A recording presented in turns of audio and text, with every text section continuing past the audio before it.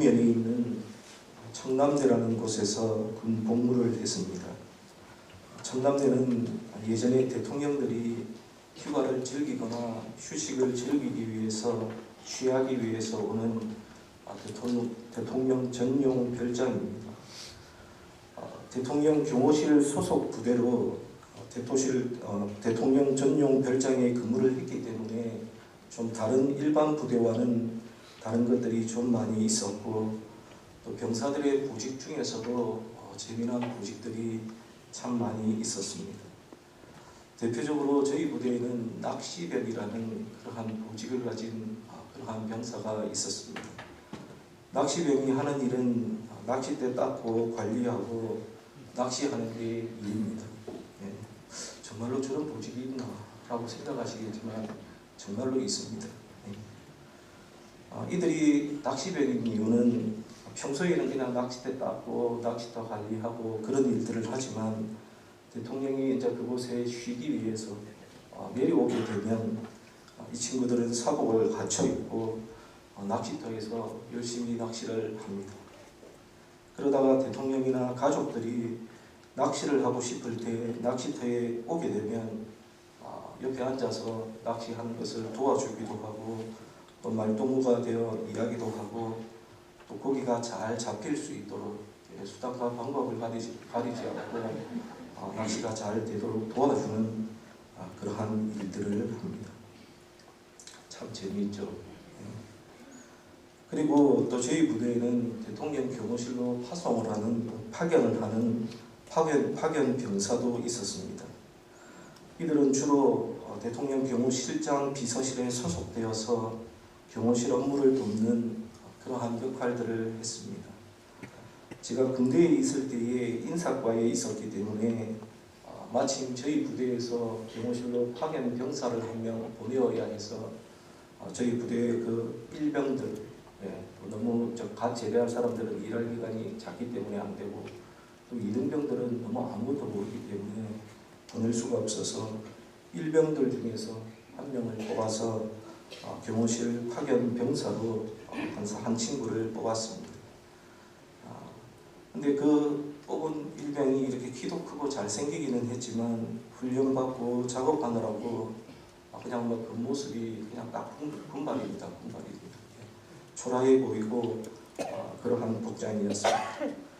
그런데 이 친구를 뽑아서 경호실로 보낸 것이었습니다. 그리고 제가 서울에 문서 수발 업무가 있어서 경호실에 들러서 일을 보다가 우연히 그 친구를 만나게 되었는데, 이 일병을 만나게 되었는데 이 친구가 달라도 너무 달라져 있었습니다.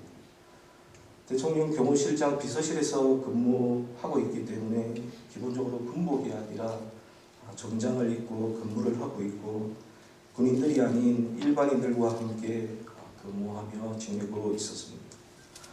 너무나도 부러웠던 것은 여자 비서들도 그 속에 있어서 함께 근무하고 있는 것이었습니다. 제 후임이지만 너무 부럽고 정말로 부럽더군요. 예전에는 저 친구가 진짜 아무것도 아니었는데 경호실에서 이렇게 경호실에서 근무하다 보니까 사람이 완전히 바뀌어 있었던 것을 제가 보고 깜짝 놀란 적이 있었습니다. 제가 그걸 보면서 와, 사람이 이렇게 변할 수도 있구나, 바뀔 수도 있구나 라는 그러한 생각을 한 적이 있었습니다. 오늘 우리가 함께 읽은 이 본문에 보면 지금은 하나님의 백성으로 하나님의 자녀로 살아가고 있지만 예전에는 비참했던 삶을 살았던 한 부류에 대해서 우리에게 알려주고 있습니다. 그들은 바로 에베소 교회의 성도들이었습니다. 그들이 지금은 성도라고 거룩한 무리라고 불리우며 살아가고 있지만 과거에 그들의 모습이 어떠했는지를 바울 사도는 우리에게 잘 알려주고 있습니다. 그것을 알려줌으로써 그들이 현재 얼마나 영광스럽고 얼마나 아름다운지를 보여주기 위한 것입니다. 오늘 우리가 함께 읽은 말씀 중에 1절에서 3절의 말씀은 구원받기 이전의 에베소 교회 성도들이 처해 있던 비참한 상태를 적나라하게 묘사하고 있습니다. 먼저 1절과 2절에서는 너희라는 2인칭 복수 대명사를 사용하여 이방인 성도들의 비참했던 그들의 과거의 모습을 묘사하고 있고, 3절에서는 우리라는 1인칭 복수 대명사를 사용해서 바울을 포함한 유대인들의 비참했던 상태를 묘사하고 있습니다. 당시에 예배소 교회는 바울의 전도를 받고 기독교로 개종하게 된 다수의 이방인 성도들과 소수의 유대인 성도들로 구성되어 있었습니다. 즉 오늘 본문 1절에서 3절을 통해서 바울 사도는 이방인 성도들이건 유대인 성도들이건 간에 모두, 즉 모든 인류는 예수 그리스도를 통해서 구원을 받기 이전에는 매우 비참했던 그러한 상태에 있었음을 우리에게 알려주고 있는 것입니다. 한 사람도 예외는 없다는 것입니다.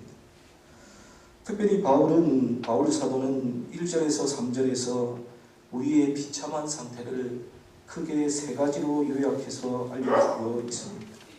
첫 번째가 영적인 죽음입니다. 1절에 보시면 허물과 죄로 인하여 영적으로 죽은 사람들이었다라고 말씀하고 있습니다. 두 번째가 세상과 악한 세력을 쫓는 것입니다. 2절에 보시면 이 세상 풍조를 따르고 공중의 권세 잡은 악한 세력을 따랐다라고 또한 말씀하고 있습니다. 세 번째는 육체의 욕심을 따르는 것입니다. 3절에 보시면 전에는 우리도 다 그 가운데서 우리 육체의 욕심을 따라 지내며 육체와 마음에 원하는 것을 하여 라고 말씀하고 있습니다. 그래서 구원을 받기 전에 성도들의 모습은 영적으로 죽었고, 그래서 세상과 악한 세력들을 따랐으며 그리고 육체의 욕심을 따라 살아가는 어리석은 존재였습니다. 즉 본문 1절에서 3절의 말씀에서 말하는 우리 인간의 본 모습은 희망 없고 소망 없는 한 마리 짐승과 같은 그러한 삶을 살아가고 있는 비참한 존재라고 말씀하고 있는 것입니다. 하지만 이러한 바울의 생각과 주장에 동의하지 않는 그러한 사람들도 분명히 있을 것입니다. 특히 인간의 존엄성을 중시하는 사람들, 혹은 인간이 만물의 영장이라고 생각하거나 인간을 낙관론적인 그러한 관점에서 보는 사람들에게 이러한 바울의 진술은 옳지 않아 보이고 동의하지 못할 수도 있을 것입니다. 하지만 인간이라는 존재가 어떤 존재인지를 조금이라도 생각해보고 이렇게 성찰해본 그러한 사람들이라면, 인간을 좀 많이 경험해본 그러한 사람들이라면 바울이 제시한 이러한 인간관에 결국에는 동의할 수밖에 없을 것입니다. 미국의 신학자였던 랭던 길키가 쓴 산둥 수용소라는 책이 있습니다. 이 책은 1940년대 초반 중국에서 선교사 겸 강사로 일을 하던 이 저자가 태평양 전쟁이 일어나고 일본에게 억류되어 다른 수많은 서구 출신의 사람들과 함께 산둥의 한 수용소에서 2년 반 정도를 지내며 쓴 일기를 엮은 책입니다. 그는 이 책에서 직접 체험한 한 일화를 소개하고 있습니다. 성탄절이 지난 어느 날 미국 적십자사에서 보낸 선물이 이 수용소에 전달이 되었습니다. 선물 꾸러미는 1550개였고 포로들은 1450명이었습니다. 그래서 수용소 측은 모든 포로들에게 한 꾸러미를 나누어 주고 미국인 포로 200명에게는 반 꾸러미씩을 더 주기로 결정을 했습니다. 그러나 미국인 포로 몇 사람이 수용소 측에 강력히 항의를 했습니다. 그들은 미국 적십자사에서 보낸 선물이니까 다른 나라 사람들은 주지 말고 미국인 포로들에게만 한 명당 7개 반씩 분배해달라고 요구를 했던 것이었습니다. 이것을 알게 된 다른 나라 포로들은 미국인 포로들에게 크게 분노했습니다. 이것을 겪고 나서 이 길키는 이 일화를 소개하면서 자신의 책에 다음과 같이 적고 있습니다. 그 모습을 보면서 난생 처음 내가 미국인이라는 사실이 말할 수 없이 부끄러웠다. 정말 역설적인 것은 우리의 놀라운 크리스마스 선물이 평화와 정반대되는 것을 가져왔다는 사실. 생명을 주는 막대한 양의 음식 우러미는 수용소 중앙에 놓여 있는 반면에 인간의 갈등과 악이라는 돌풍은 그 주위를 소용돌이 치고 있었다라고 책에서 적고 있습니다. 사실 처음 포로 수용소에 수용될 때에 이 길키는 인간의 본성에 대해서 낙관적인 견해를 가지고 있었다고 합니다. 그러나 수용소에서 선교사, 성직자, 교사, 사업가들과 함께 2년 반 동안을 지낸 뒤에 그는 인간의 본성에 대해 매우 부정적인 견해를 갖게 되었다고 합니다. 인간을 자기가 가까이서 지켜보니까, 이 인간들을 가까이서 자기가 겪어보니까 인간이라는 존재가 얼마나 이기적이고 탐욕적인 존재인지를 깨닫게 되었다는 것입니다. 셜리 잭슨이 쓴 단편 소설 중에 제비뽑기라는 그러한 소설이 있습니다. 이 소설은 미국 문학사에서 가장 유명한 단편 소설 중에 하나로 꼽히는 그러한 소설입니다. 이 소설은 따뜻하고 고요한 한 마을의 이야기를 그리고 있습니다. 이 마을에는 300명 정도의 사람들이 살고 있었고, 이 마을 사람들은 1년에 한 번씩 축제를 열었습니다. 마을 사람들은 이 축제를 통해서 마을이 문명화된 사회로 발전된다고 그들은 믿고 있었고, 그래서 이 축제를 매년 행하고 있었던 것입니다. 그 축제는 1년에 한 번씩 제비뽑기를 하여서 당첨자를 뽑는 형식의 이벤트였습니다. 축제 당일에 아이들은 예쁜 돌들을 뛰어다니면서 줍고, 어른들은 검은색 박스를 꺼내며 축제를 준비합니다. 축제가 시작되면 검은색 박스 주변으로 가족 단위의 마을 사람들이 하나둘씩 모이기 시작합니다. 이때 남자부터 모여야 하는 풍습이 있으며 여성들이 아이들까지 데리고 오면 드디어 축제는 시작이 됩니다. 축제에서 이 제비뽑기가 이루어지기 전 마을의 제일 연장자가 한 명씩 호명을 해서 마을 사람들 모두가 참석을 했는지를 확인합니다. 그리고 나서 제비뽑기를 하는데 백지 가운데 점 그림이 그려진 종이를 뽑는다면 그 사람이 당첨이 된 것입니다. 제비뽑기를 시작했고 드디어 한 사람이 뽑혔습니다. 이번 축제에서 뽑힌 사람은 한 가정의 엄마였던 태씨라는 여인이었습니다. 그런데 제비뽑기에서 당첨된 태씨는 갑자기 소리를 지르면서 이것은 공정하지 않다, 이것은 옳지 않다라고 외치기 시작했습니다.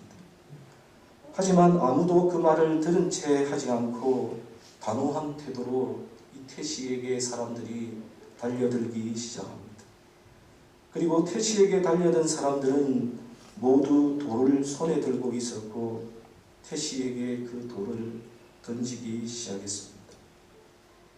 충격적이게도 이 무리 속에는 태씨의 가족들도 있었습니다.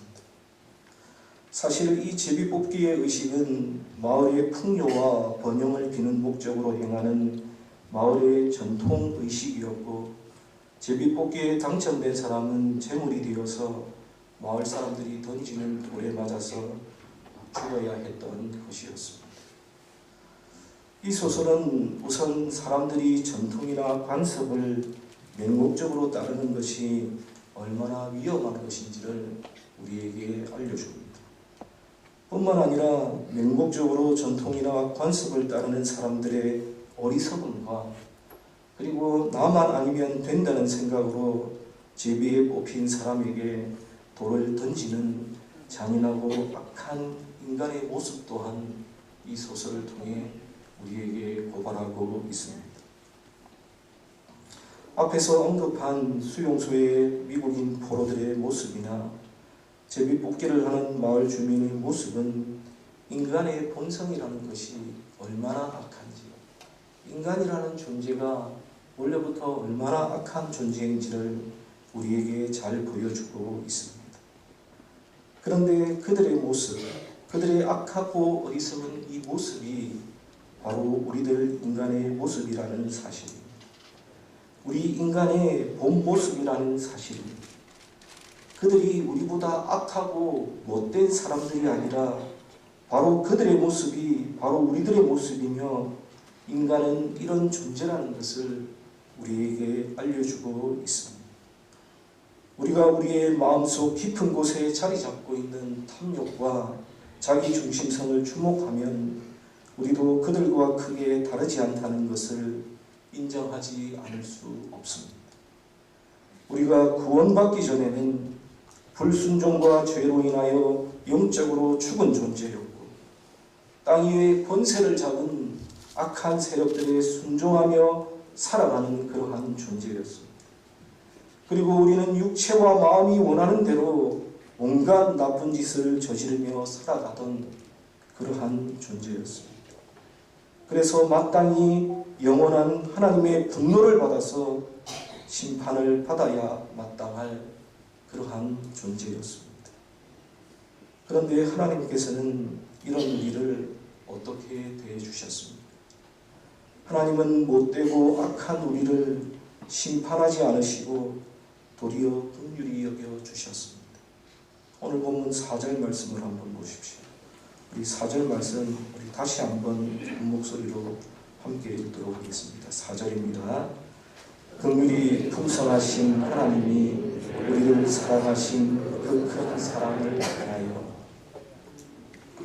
긍휼이 풍성하신 하나님이 우리를 사랑하신 그 큰 사랑을 인하여라고 바울 사도는 말하고 있습니다. 특별히 4절에서 바울 사도는 하나님의 은혜와 하나님의 사랑이 얼마나 크고 놀라운지를 강조하기 위해서 세 가지 특별한 시도 혹은 세 가지 특별한 수사학적인 표현을 사용하고 있습니다. 첫 번째는 우리가 읽는 이 개역 개정 성경에는 번역되어 있지 않지만 원어 성경에 보시면 4절의 첫 부분은 그러나라는 역적 접속사로 시작하고 있습니다. 즉 4절 말씀을 원문에 가깝게 번역을 하면 3절 마지막에 본질상 진노의 자녀이었더니 그러나 긍휼이 풍성하신 하나님이라고 읽어야 된다는 것입니다. 이것은 1절과 3절을 통해 구원받기 이전에 우리 인간들의 상태가 어떠했는지를 보여주면서 전환을 나타내는 역적 접속사를 사용해서 이후부터는 그럼에도 불구하고 불순종한 인간들을 구원하시는 하나님의 무한하신 사랑과 은혜로우신 행위를 언급할 것임을 바울 사도가 선언하고 있는 것입니다. 두 번째는 이 4절에 보시면 사랑이라는 단어를 두 번 연속해서 사용하고 있습니다. 4절에 보시면 우리를 사랑하신 그 큰 사랑을 인하여라고 말씀하고 있는데 여기서 바울은 사랑하신이라는 동사와 사랑이라는 명사를 중복해서 사용하고 있습니다. 헬라어 원어를 보아도 사랑하신과 사랑이라는 단어는 품사만 다른 형태일 뿐 같은 의미로 두 단어가 모두 조건 없고 무한하신 하나님의 사랑을 뜻하는 그 아가페라는 그 단어를 사용하고 있습니다. 그리고 세 번째는 바울은 하나님의 사랑을 일컬어서 그냥 사랑이라고 표현하지 않고 큰 사랑이라는 단어를, 큰이라는 단어를 사용하고 있다는 것입니다. 여기서 큰에 해당하는 헬라어는 폴렐이라는 단어로 이 단어는 성경의 다른 곳에서는 많은 혹은 점점 더 많아지다 라는 그러한 의미로 사용이 되었습니다. 그래서 큰 사랑이라고 할 때에 이 사랑은 하나님의 사랑의 무한함에 대한 강조의 표현으로 그 무한하신 하나님의 사랑은 죄인을 압도하는 사랑이고 죄인의 모든 허물을 덮어버릴 만큼 많은 사랑이라는 것을 우리에게 알려주고 있습니다. 하나님은 그 큰 사랑을 인하여 우리를 위해 자신의 아들을 내어주셨고 십자가에 죽게 하셨습니다.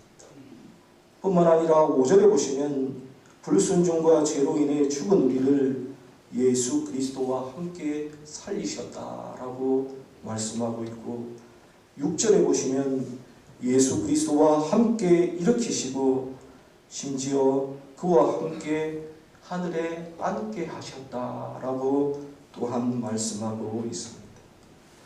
하나님의 은혜는 이렇게 은혜가 크시고 그분의 은혜와 사랑이 풍성함을 우리에게 잘 보여주고 있습니다. 우리는 노예 선장이었다가 회심한 존 뉴턴의 변화와 철저한 무신론자였던 C.S. 루이스의 회심의 이야기를 들어서 잘 알고 있습니다.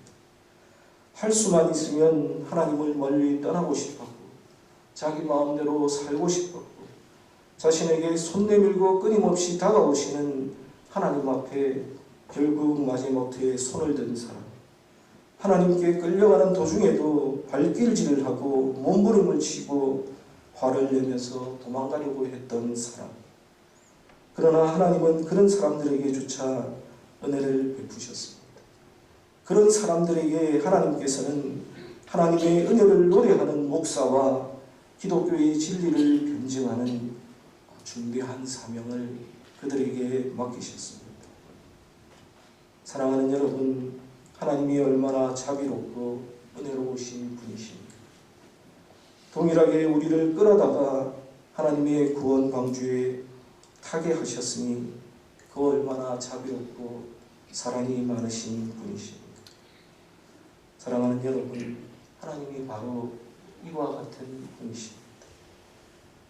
그렇다면 우리의 다음 질문은 그 큰 사랑을 인하여 하나님의 구원의 선물을 받고 은혜를 경험한 우리 성도들은 그러면 어떻게 살아야 하느냐 하는 것입니다.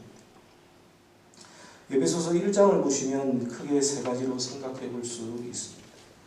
첫 번째는 삼위일체 하나님을 찬양하며 살아야 합니다. 삼위일체 하나님께서는 우리의 구원을 위해 신비하고 놀라운 일들을 행하셨습니다. 성부 하나님께서는 구원을 위해 우리를 선택하시고 예정하셨는데 바울은 성부 하나님께서 이러한 일을 하신 것이 창세 전이라고 말씀합니다. 세상이 창조되기도 전에 구원받을 자를 선택하셨다는 것이 우리에게는 이해하기 힘든 것이지만 하나님께서 전지전능한 분이시고 시공간을 초월하시는 분이시기에 이 모든 일들은 가능한 것입니다.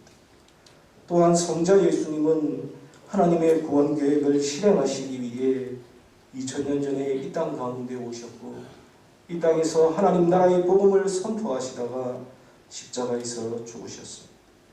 죄가 없으신 그 예수님께서 십자가에서 죽으신 것은 자신의 죄 때문이 아니라 우리의 죄를 대속하시기 위해서입니다. 또한 성령님은 하나님이 계획하시고 예수님께서 성취하신 구속의 역사를 시공간을 초월해서 죄인들에게 적용하시는 그러한 분이십니다.